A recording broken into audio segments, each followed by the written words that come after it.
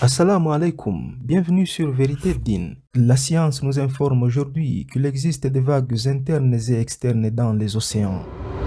Les vagues internes sont l'équivalent sous-marin des vagues de surface que l'on voit sur la plage. Elles jouent un rôle essentiel dans le transfert de la chaleur, d'énergie et d'impulsion dans l'océan. Les scientifiques ont découvert ce phénomène naturel au XXe siècle, mais il avait été mentionné dans le Coran plutôt au VIIe siècle. Le Coran dit « Les actions des mécréants sont encore semblables à des ténèbres sur une mer profonde. Des vagues la recouvrent, vagues au-dessus desquelles s'élèvent d'autres vagues, sur lesquelles il y a d'épais nuages. Ténèbres entassées les unes au-dessus des autres.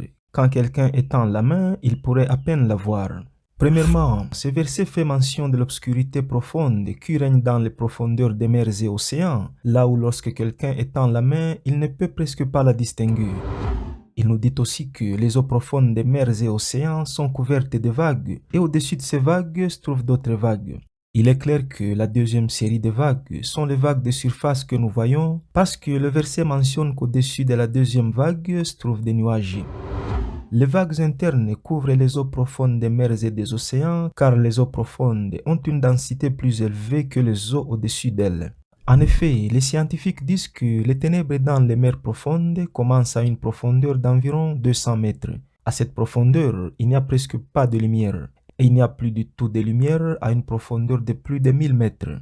Les êtres humains sont incapables de plonger à plus de 40 mètres sans l'aide de sous-marins ou d'équipements spéciaux, et ils ne peuvent survivre sans l'aide de ces équipements dans la partie obscure des océans, c'est-à-dire à une profondeur de 200 mètres et plus.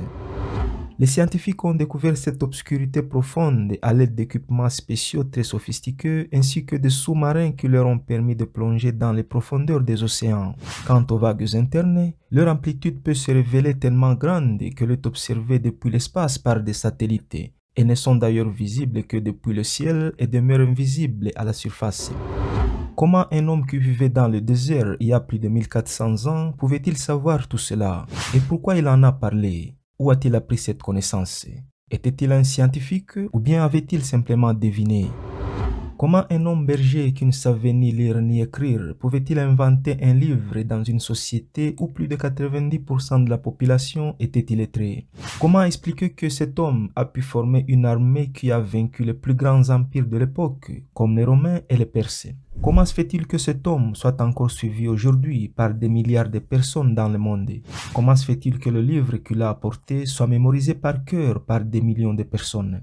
Voilà quelques-unes des questions que se sont posées et continuent de se poser des millions de personnes à travers le monde, y compris des penseurs, des chercheurs et scientifiques, et qui les poussent à approfondir leurs recherches pour comprendre le Coran et l'islam. Mais ce qui est intéressant, c'est que chaque fois, au cours de leurs recherches et analyses du Coran, beaucoup d'entre eux finissent par embrasser l'islam parce que la seule réponse qu'ils trouvent est que le Coran contient des informations et des connaissances qui ne pouvaient être connues par aucun être humain à l'époque où il a été révélé. Par conséquent, ce livre est sans doute d'origine divine. Allah dit au prophète: Dis, même si tous les hommes et tous les djinns s'unissaient pour produire quelque chose de semblable à ce Coran, ils ne pourraient jamais rien produire de tel, peu importe combien d'assistance ils se prêteraient les uns aux autres.